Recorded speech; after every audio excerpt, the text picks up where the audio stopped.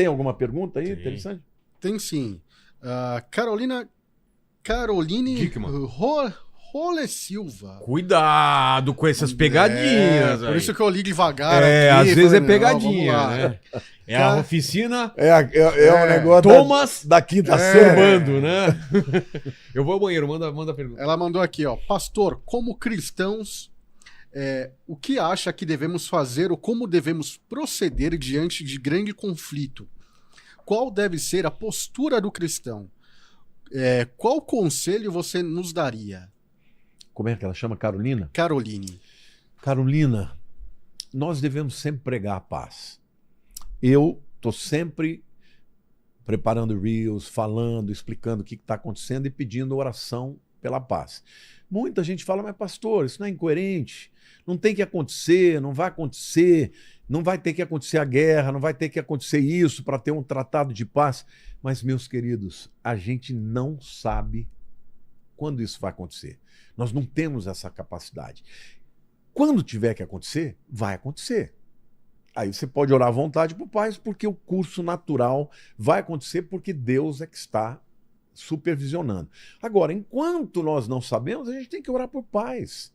Porque a Bíblia diz, Jesus disse, vocês serão conhecidos como meus filhos quando vocês amarem uns aos outros.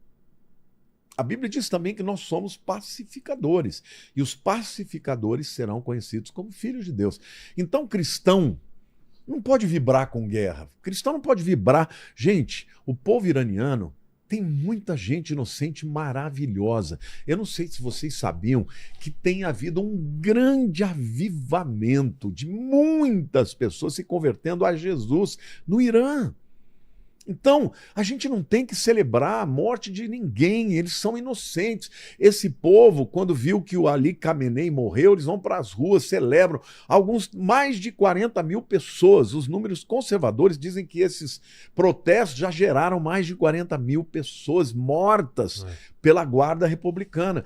Eles precisam da nossa oração. Eu adoraria, sabe, crer que o Donald Trump vai conseguir, juntamente com Israel, depor esse regime. Pode ser. Entendeu? Eu estou só fazendo uma conjectura. O que eu vejo é que no futuro a guerra de Gog e Magog, eles vão invadir Israel. Então, aparentemente, não pode haver aí um acordo de paz agora. Agora, e se eventualmente Gog e Magog é dentro da tribulação? Talvez o acordo de paz aconteça exatamente porque o regime vai cair e vai entrar alguém mais, vamos dizer assim, mais palatável, mais aberto ao diálogo, e aí o grande acordo de paz que nós sabemos que a Bíblia preconiza vai acontecer. Mas enquanto isso, nós devemos pregar o amor. Devemos amar, devemos orar, devemos interceder. Eu tenho orado, eu tenho estudado, eu tenho ouvido, sabe, sites no mundo inteiro, porque eu me interesso por geopolítica, mas eu sempre oro, Senhor, tem misericórdia do povo iraniano que está lá debaixo daquela opressão, tem misericórdia do povo judeu que também está vivendo debaixo de guerra o tempo inteiro, sabe, só querendo sobreviver e os inimigos atacando. O nosso testemunho sempre deve ser de amor. A Regiane Trindade, ela perguntou aqui, ó. O Irã lança míssil contra seu próprio povo, depois manda para as mídias e para o mundo, dizendo que foi Israel. Qual a intenção do Irã com esse tipo de atrocidade? A intenção é mentira, é igual ao Hamas. O Hamas usava o seu próprio povo de escudo. Quando o Hamas colocava suas armas debaixo de hospitais e de escolas, o que ele queria? Ele queria que morressem pessoas doentes, inocentes, crianças, para poder dizer para o mundo, olha como nós somos vítimas. É a mesma coisa do Irã. Aliás, quem treina o Hamas, quem treina o Hezbollah, quem financia estes inimigos, os Houthis, né, as milícias xiitas na Iraque, na Síria, é o próprio Irã. Então, a técnica deles não é de verdade, não é de amor, eles não querem proteger o seu povo. Aliás, eu disse para vocês aqui no começo, a guarda republicana tem por objetivo lutar bravamente para proteger o regime e não o povo iraniano. O Leonardo Negrelo, ele perguntou o seguinte: esse ataque que foi feito agora há pouco à Turquia influencia em alguma coisa? Olha, eu já li a respeito disso, porque eles estão atacando os próprios aliados, né? Atacaram o Bahrein, atacaram o Catar. Catar sempre foi aliado do Irã. Atacaram a Arábia Saudita. Estão atacando todo mundo, né? Até a Jordânia, que é um país que normalmente fica neutro. Por quê? Porque uma das maneiras deles pressionarem os Estados Unidos é atacando os aliados dos Estados Unidos. Então, eles estão fazendo de tudo. Ou eles querem de verdade incitar o povo árabe a uma guerra, né? Porque eu até achei esquisito, porque recentemente, né, dentro dessa guerra mesmo, o presidente do Irã foi na Turquia e fez um discurso dizendo: olha, muçulmanos do mundo inteiro, vocês têm que se aliar, porque essa não é uma guerra do Irã contra os Estados Unidos e Israel, essa é uma guerra dos muçulmanos. Mas como não deu certo, né? Porque esses Dubai, Abu Dhabi, Catar, eles querem prosperar, eles não querem guerra.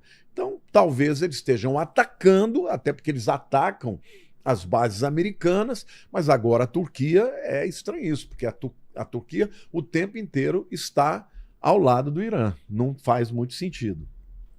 A Mia Angeles, ela perguntou aqui, ó, pastor, qual a sua opinião sobre o Egito ser o único país do Golfo Pérsico que até o momento não foi atacado? Não se manifestou e seus soldados já estão perto da fronteira de Israel. O que acha disso? Não, o Egito não é do Golfo Pérsico. O Egito está mais ao sul. O Golfo Pérsico tem os Emirados Árabes. Está no Mediterrâneo, né? Talvez eles confundiram. O Egito está mais embaixo. Ele está, na verdade, o norte do Egito está no Mediterrâneo e o sul está na África, né? Mas o Egito é uma nação que no passado foi um grande inimigo de Israel, né? Nas diversas guerras, da Guerra dos 6 Dias, na Guerra do Yom Kippur, mas ultimamente o Egito é o país mais fácil de se conversar. A pergunta é qual mesmo? Por que não foi bombardeado ainda? Né? Não foi bombardeado porque o Egito tem poderio militar também. Eles não querem arrumar a guerra contra alguém que pode revidar, entendeu? Porque se você é atacado, você revida. Tem duas perguntas aqui que mandaram praticamente a mesma pergunta. Eu vou juntar elas em uma só, né? É tanto do Adriano Mendes quanto da Priscila Francisca. E ela perguntou, como fica o Brasil caso essa guerra se estenda por mais tempo? Ah, que tristeza. Tem que responder, né? Gente, não quero entrar na questão política aqui, porque senão você perde todo mundo. Mas eu queria que você, seja da esquerda ou da direita, você considerasse uma coisa. Infelizmente, o presidente Lula, ele está sempre do lado dos tiranos. Ele apoiou o Ahmadinejad, que era o antigo presidente do Irã, lá atrás. Ele veio ao Brasil, ele levantou a mão dele. O Ahmadinejad sempre jurou destruição de Israel e dos Estados Unidos. Ele levantou a mão. Ele apoiou sempre Cuba, que matava os inimigos, entendeu? Que perseguia homossexuais. Apoiou o Chávez, apoiou o Maduro. Ele sempre apoia o Putin, ele está sempre do lado de países tirânicos não democratas. E aí eu fico perguntando, como é que alguém que se diz democrata apoia nações não democráticas? E apoiar o Irã, para mim, isso é o fim do mundo. Se vocês tiverem noção do que o Irã faz com os seus próprios cidadãos, você entendeu?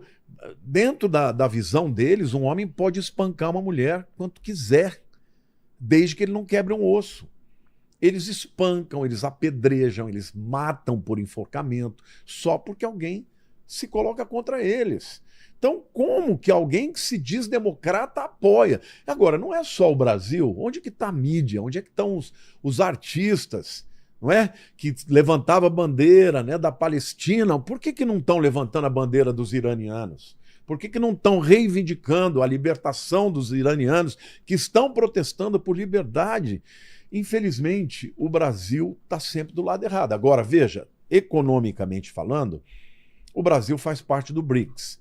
Quem são os BRICS? Brasil, Rússia, Índia. Índia, China, África do Sul e quem entrou por último? Irã. Irã. Ou Pois é. seja, eles estão querendo derrubar os Estados Unidos, acabar com os Estados Unidos, mudar, né, o dólar como moeda no comércio internacional para uma moeda que eles criam. Ou seja, isso tudo é uma agenda, na minha opinião, para tirar os Estados Unidos do centro e colocar como cabeça hegemônica disso aí a Rússia e a China. Então é uma tristeza. Agora, nós ainda estamos num país que a gente pode mudar isso. Então você pensa bem quem você vai votar. É. O Davi Jones, ele está perguntando se essa guerra faz parte da agenda da ONU de 2030. Você ouviu falar nessa agenda 2030? Sim, agenda do reset, né? É. Gente, a ONU é uma coxa de retalhos. Dentro da ONU você tem de tudo. Dentro da ONU você tem pessoas que fazem parte do Hamas. Você tem pessoas trabalhando na ONU que são claramente a favor de abrir todas as fronteiras da Europa para os muçulmanos, para que eles mudem, né, vamos dizer assim, a visão ideológica, até cultural da Europa. Ou seja, dentro de 20, 30 anos você não tem mais cristãos na Europa, porque serão todos dominados pelos muçulmanos. A Agenda 2030 da ONU, ela compõe uma série de requisitos, inclusive um reset econômico. Provavelmente, talvez seja o fim da moeda do dólar como a moeda que é usada em todas as transações comerciais. Muitos acreditam que o reset econômico é a preparação para o levantamento do governo do anticristo, essa agenda de 2030 da ONU. Agora, detalhe, não é a ONU que vai decidir. Quem vai decidir quando isso vai acontecer é Deus. É. Então, se tiver dentro da agenda de Deus, vai acontecer. Agora, que isso pode? Pode, mas ao mesmo tempo, você vê, por exemplo, a Europa desesperada. Porque quem está fungando no cangote da Europa Ocidental? A Rússia. É. Então, assim, eu acho que algumas nações não têm noção, né, desse, vamos dizer assim, desse viés espiritual que está acontecendo nos nossos dias. Eu acho que eles, sinceramente, alguns acreditam que a melhor ideologia é abrir fronteiras, é entender que os muçulmanos têm direito, aí depois descobrem que não é bem assim, né? Só que não.